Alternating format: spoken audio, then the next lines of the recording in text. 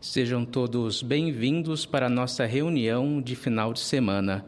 Temos certeza que todos nós seremos encorajados por Jeová através do discurso público e do estudo da revista Sentinela.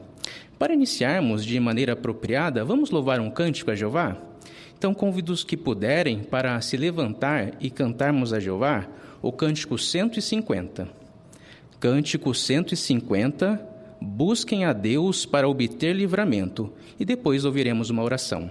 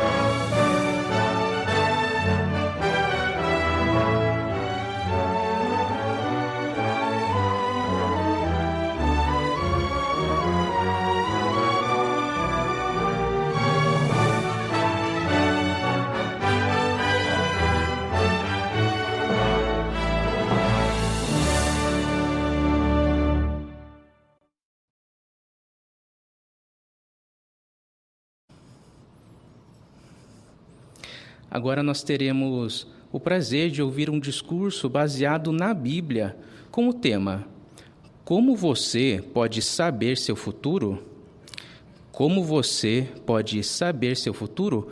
Convidamos o irmão Carlos Eduardo Quitério Arruda para proferir esse discurso.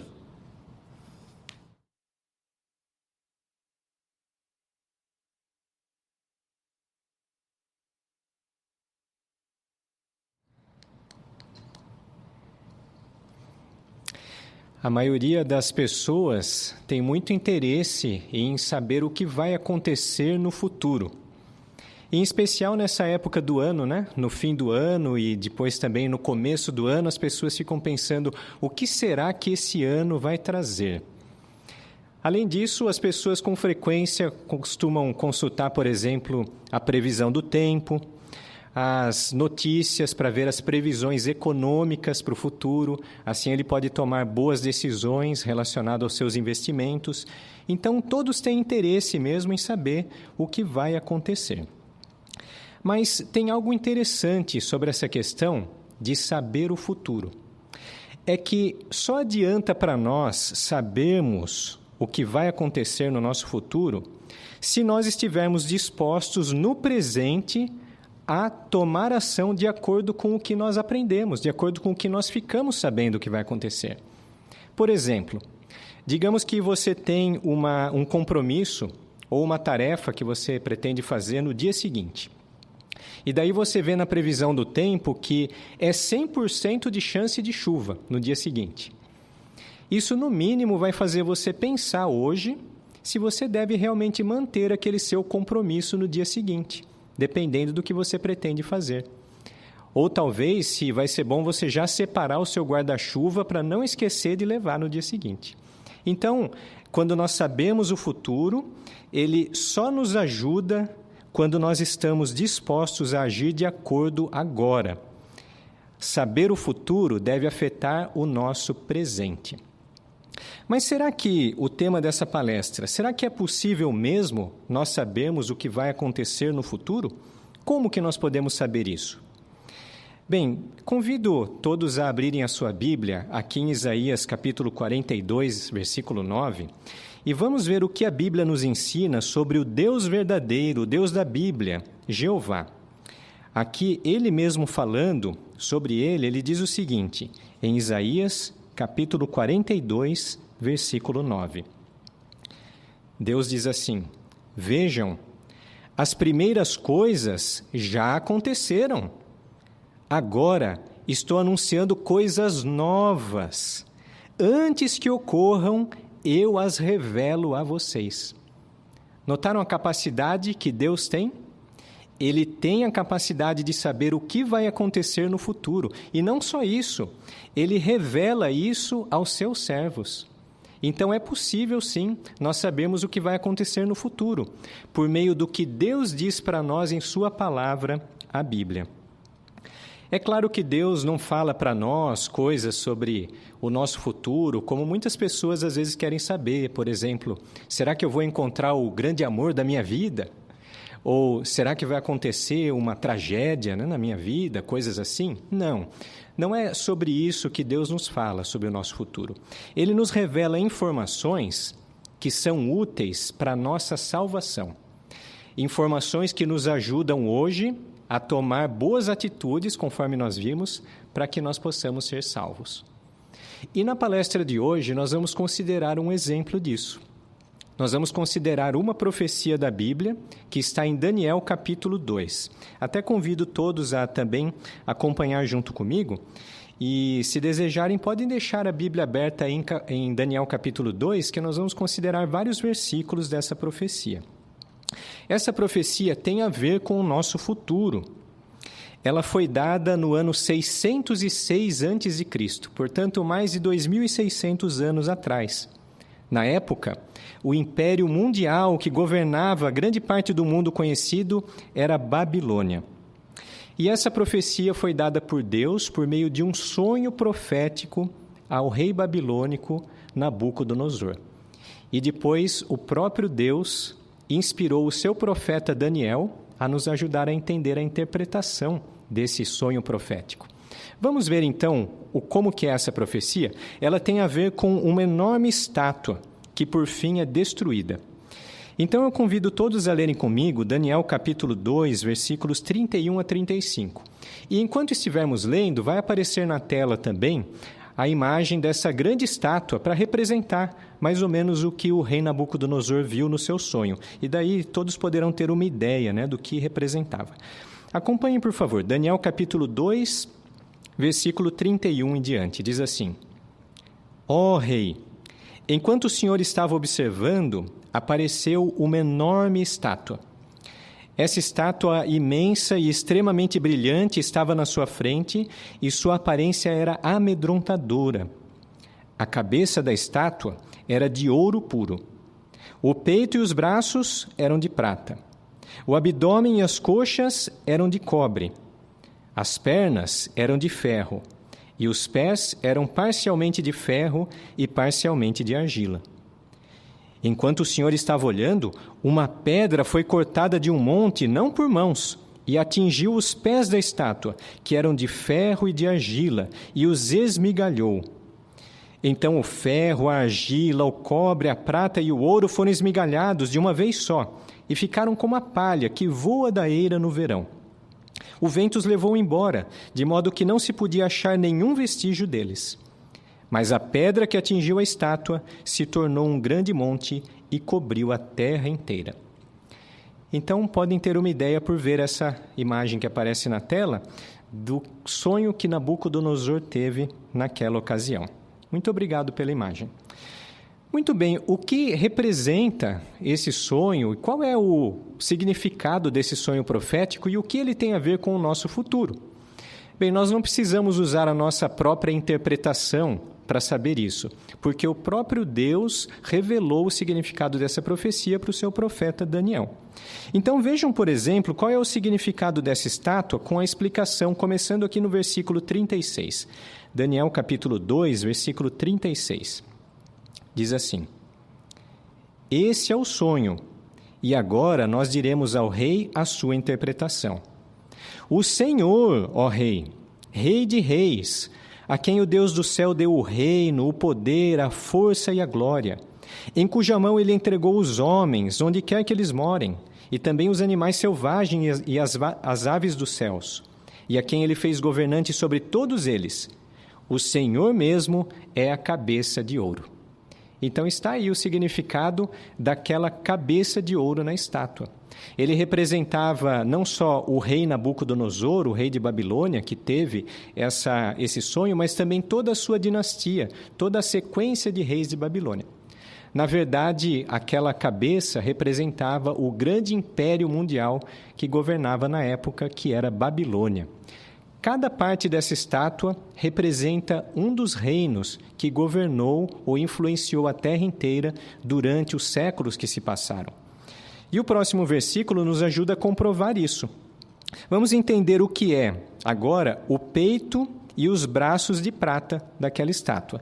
Vejam o versículo 39, Daniel 2, 39. Só o comecinho diz assim: Mas depois do Senhor surgirá outro reino, inferior ao Senhor. Notaram aí a palavra reino? Então ela nos ajuda a entender que cada parte da estátua representava, na verdade, todo um império, né, que governou em toda a terra na ocasião. Bem, quem foi esse que representou os braços e o peito de prata dessa estátua? Cerca de 67 anos depois desse sonho profético, portanto já no futuro, depois de ele ter sido dado, no dia 5 para o dia 6 de outubro de 539 a.C., um general chamado Ciro juntou as forças da Média e da Pérsia, desviou as águas do rio Eufrates, que protegiam a capital do Império de Babilônia, e conseguiu atravessar a pé aquele rio e invadir a cidade que estava com os portões abertos numa grande festança. Tudo isso é comprovado pela história também. Os livros de história mostram que isso realmente aconteceu. E naquela noite, nós sabemos exatamente a data, em 539, Babilônia caiu diante dos medos e persas. A partir de então, os medos e persas, que já tinham conquistado vários territórios de Babilônia, passaram a se tornar o grande império mundial, a potência mundial que governava naquela época, representando o peito e os braços de prata nessa estátua. Mas vamos ver a próxima parte. O que representam, por exemplo, agora o abdômen e as coxas de cobre. Vejam ainda aqui no versículo 39. Daniel 2:39, lá no meio do versículo, diz assim: E depois outro reino, um terceiro de cobre, que dominará a terra inteira. Qual foi o reino que veio logo depois da potência da Medo-Pérsia?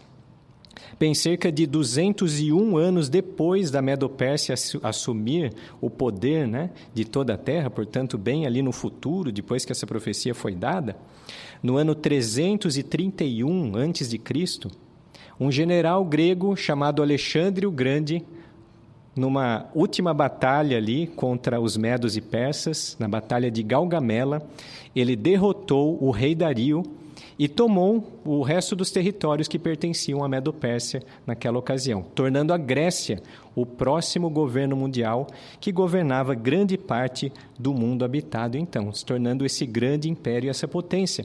E a Grécia é representada também por esse abdômen, né, e as coxas de cobre.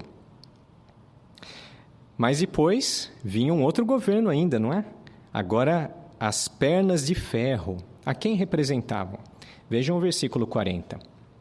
Quanto ao quarto reino, será forte como o ferro, pois assim como o ferro esmaga e tritura tudo mais, como o ferro que despedaça, ele esmagará e despedaçará a todos esses. Quem foi que cumpriu essa profecia? Qual foi esse quarto reino, né, representado pelas pernas de ferro? Bem, cerca de 301 anos depois da Grécia se tornar o grande império mundial, um general romano, no ano 30 a.C., conquistou o último território que faltava, que ainda pertencia à Grécia. E esse território era lá no Egito. Otaviano derrotou as forças de Marco Paulo e Cleópatra e, nessa ocasião, tornou Roma o grande império mundial de toda aquela história. E é interessante que a descrição desse reino, que nós lemos aqui no versículo 40, né, ele representa muito bem o Império Romano. Porque aqui fala que ele é forte como ferro, tá vendo? Ele esmaga, ele tritura, despedaça tudo que vem pela frente. E realmente o Império Romano era assim. O Império Romano organizou um exército que era diferente de todos os outros tempos. Eles tinham as legiões romanas. Eram grupos de até 6.000 soldados que lutavam em formação de batalha, que eram um verdadeiro tanque de guerra humano, que passavam por cima de tudo, à medida que eles vinham conquistando as terras e os exércitos inimigos. E eles eram fortes como ferro mesmo, e tratavam os inimigos dessa maneira. Para ter uma ideia, nós sabemos, a história comprova. No ano 66 depois de Cristo, quando eles vieram contra Jerusalém, mas depois se retiraram e os judeus foram atrás deles e os prejudicaram, 4 anos depois, no ano 70 depois de Cristo, Roma veio com várias legiões romanas de até 6.000 homens, e simplesmente acabou, despedaçou com Jerusalém, mais de 1 milhão de mortos judeus naquela ocasião. Realmente, a descrição da Bíblia é muito apropriada e foi dada com séculos de antecedência. Nós vemos como a Bíblia realmente nos ajuda a saber o futuro. Mas tudo isso ainda está no passado, não é mesmo? Mas ainda tem mais uma parte da estátua que falta considerarmos. E os pés de ferro e argila, o que eles representam? Vamos ver o que a Bíblia fala sobre isso aqui no versículo 41 a 43 agora, de Daniel 2. E assim como o Senhor viu que os pés e os dedos dos pés eram parcialmente de argila de oleiro e parcialmente de ferro, o reino estará dividido. Porém, haverá nele um pouco da dureza do ferro, assim como o Senhor viu o ferro misturado com argila mole. E assim como os dedos dos pés eram parcialmente de ferro e parcialmente de argila, o reino será parcialmente forte e parcialmente frágil. Assim como o Senhor viu o ferro misturado com a argila mole, eles estarão misturados com o povo, mas não se aderirão um ao outro, do mesmo modo como o ferro não se mistura com a argila. Pois bem, o que representa esses pés de ferro e de argila? À medida que as décadas e os séculos se passaram, todo aquele território enorme que era governado por Roma, o grande império mundial, governando a maior parte do mundo antigo, foi se dividindo em territórios menores que foram ganhando autonomia ao longo desses séculos. E depois de muito tempo, um desses territórios debaixo de Roma se destacou, um território chamado Britânia, que fica onde hoje é a Grã-Bretanha. Por volta de 1914, quando ocorreu a Primeira Guerra Mundial, a Grã-Bretanha já tinha se tornado o maior império da história da humanidade. Eles tinham colônias em praticamente no mundo inteiro, a Grã-Bretanha. E havia também naquela época uma de suas ex-colônias, que são os Estados Unidos da América, já tinham se tornado por volta de 1914 o maior império industrial de toda a Terra.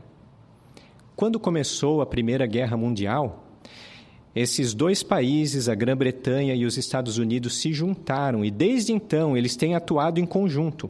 E eles formaram então essa potência chamada potência anglo-americana. Juntos, eles influenciam hoje a política no mundo inteiro, a economia, as ideologias, em todo lugar, na Europa, na Ásia, nas Américas, e são realmente uma potência mundial. E a descrição que nós lemos aqui se aplica muito bem a essa potência que está em vigor hoje, a anglo-americana. Notaram que aqui mostra que eles têm a dureza do ferro. De fato, eles têm muito poder, tanto militar como econômico, político, mas, ao mesmo tempo, há a fragilidade da argila misturada ali.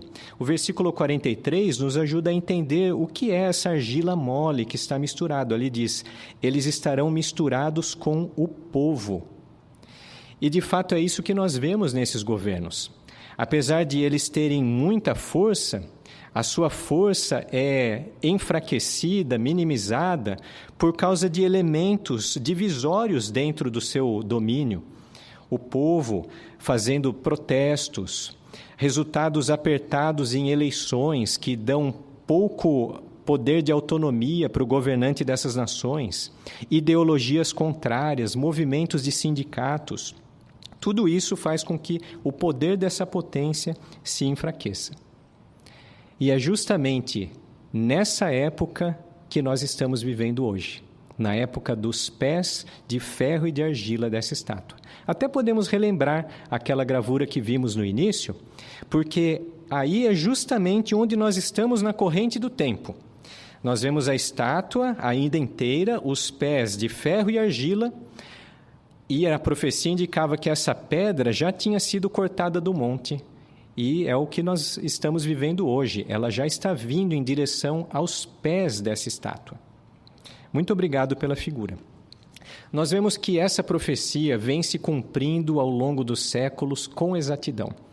E isso só nos garante de que o restinho que falta se cumprir dessa profecia, com certeza vai se cumprir. Portanto, agora nós vamos falar sobre o nosso futuro, o que vai acontecer em breve. Vamos relembrar o que a profecia diz? Acompanhem comigo mais uma vez os versículos 34 e 35 de Daniel, capítulo 2. Diz assim: enquanto o Senhor estava olhando, uma pedra foi cortada de um monte, não por mãos, e atingiu os pés da estátua, que eram de ferro e de argila, e os esmigalhou. Então o ferro, a argila, o cobre, a prata e o ouro foram esmigalhados de uma vez só, e ficaram como a palha que voa da eira no verão. O vento os levou embora, de modo que não se podia achar nenhum vestígio deles. Mas a pedra que atingiu a estátua se tornou um grande monte e cobriu a terra. O que significa essa parte da profecia que está para se cumprir? Vamos ver a interpretação que o próprio Deus dá para nós, aqui nos versículos 44 e 45 de Daniel 2. 44. Nos dias desses reis, o Deus do céu estabelecerá um reino que jamais será destruído. E esse reino não passará para as mãos de nenhum outro povo. Vai esmigalhar e pôr um fim a todos esses reinos, e somente ele permanecerá para sempre. Assim como o Senhor viu que uma pedra foi cortada do monte, não por mãos, e que ela esmigalhou o ferro, o cobre, a argila, a prata e o ouro. O grandioso Deus revelou ao rei o que acontecerá no futuro. O sonho é verdadeiro, e a sua interpretação é digna de confiança. Então é isso que vai acontecer. Essa pedra vai atingir os pés da estátua e esmigalhar, destruir toda essa estátua. O que é a pedra? Bem, nós vimos no versículo 34 e 35 que essa pedra foi cortada de um monte não por mãos, ou seja, ela vem da parte de Deus. E o versículo 44 diz que Deus estabelecerá um reino que jamais será destruído. Então essa pedra representa o reino de Deus. Isso mesmo, aquele reino que nós fomos ensinados pelo nosso Senhor Jesus Cristo a pedir na oração do Pai Nosso. Venha a nós o vosso reino. Esse reino, ele vai realmente acabar, destruir, pôr um fim a todos os reinos e governos humanos. E ele, então, vai assumir o governo de toda a terra habitada, porque é isso que diz aqui, o monte se torna, então, domina toda a terra. É isso que vai acontecer em breve. O fim dos governos humanos e o estabelecimento do reino de Deus na terra, o que nós pedimos na oração do Pai Nosso, para que a vontade de Deus seja feita aqui na terra. Podemos até ver a próxima imagem que nos ajuda a imaginar isso que está para acontecer muito em breve. O reino de Deus destruindo, atingindo os pés da estátua e destruindo todos esses grandes impérios que já governaram. Muito obrigado. Tudo que já se cumpriu nessa profecia garante para nós, fortalece a nossa fé de que esse restinho que falta se cumprir, com certeza vai acontecer. E o estabelecimento do reino de Deus aqui na terra vai ser algo maravilhoso para todos nós. Embora envolva a destruição dos governos humanos, o reino de Deus vai trazer muitas bênçãos. Por exemplo, ele vai trazer união e paz para todos os habitantes da terra, porque não haverá mais barreiras nacionais, divisões desse tipo que acontecem hoje, nacionalismo. Além disso, veja algumas outras bênçãos. A Bíblia descreve muitas delas do que o reino de Deus vai fazer. Vejam aqui em Salmo 72, versículo 16. Salmo 72, e o versículo 16 diz assim: haverá fartura de cereal na terra e superabundância no cume das montanhas. Os frutos do rei crescerão como no Líbano, e nas cidades as pessoas florescerão como a vegetação da terra. Aí está uma das bênçãos que o reino de Deus vai trazer. Fartura de alimentos, superabundância, notaram? Então é o fim da fome, o fim da inflação, o fim do aumento dos preços dos alimentos, porque haverá alimento suficiente de qualidade para todos os habitantes debaixo desse reino. Essa é apenas uma das bênçãos que está reservada para todos os que puderem fazer parte desse reino. Querem ver mais uma? Vamos lá em Isaías capítulo 33. Isaías capítulo 33. Todas essas coisas são o nosso futuro, o que o futuro vai trazer para nós. Isaías capítulo 33, versículo 24. E nenhum habitante dirá, estou doente. O povo que mora nessa terra terá o seu erro perdoado. Notaram? Ninguém mais vai dizer, estou doente. O reino de Deus vai acabar com as doenças. Não será mais necessário hospitais, médicos, nada dessas instituições de saúde, porque a doença será coisa do passado. E nós sabemos que isso é possível porque, quando esteve na terra, o rei desse reino, Jesus Cristo, ele tinha poder para curar todo tipo de doenças, e ele fez isso com prazer. Mas não para por aí. Fim das doenças, quantidade enorme de alimentos. Vejam uma outra descrição desse reino aqui em Apocalipse 21. Apocalipse, capítulo 21, e os versículos 3 e 4. Apocalipse 21, 3 e 4. Então ouvi uma voz alta do trono dizer: veja, a tenda de Deus está com a humanidade.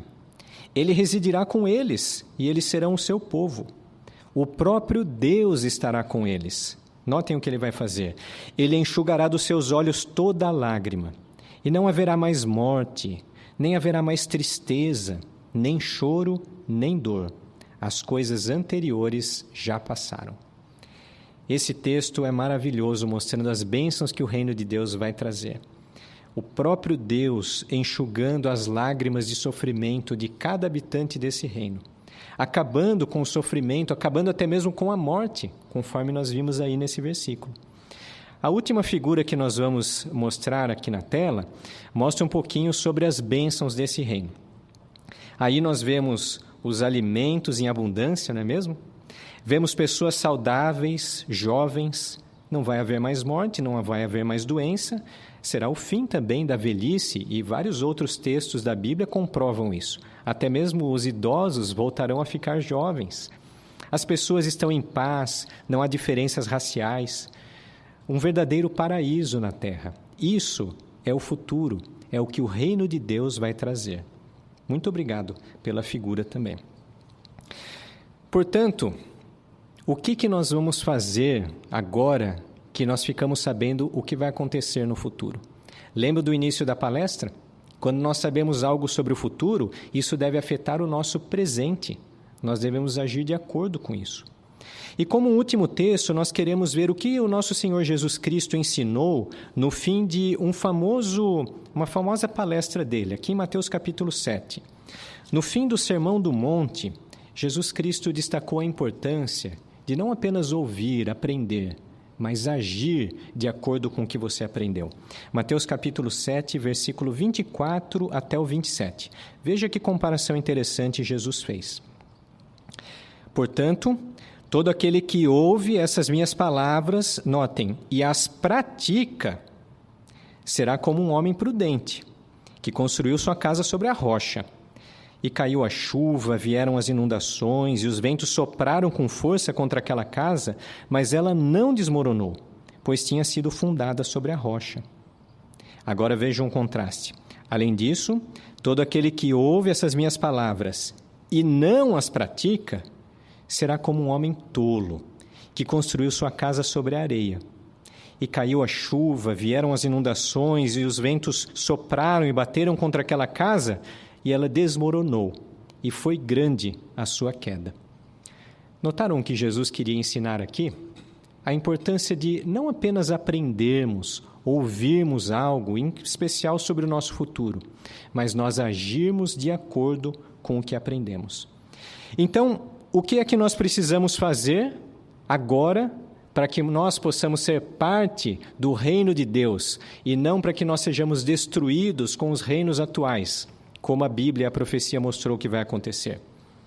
Bem, para aqueles de nós que dedicamos nossa vida a Jeová Deus e nos batizamos, queremos continuar firmes, colocando o reino de Deus em primeiro lugar em nossa vida, dando prioridade a Ele, realmente vivendo à altura da nossa dedicação, fazendo o nosso melhor a Jeová, apoiando o reino de Deus.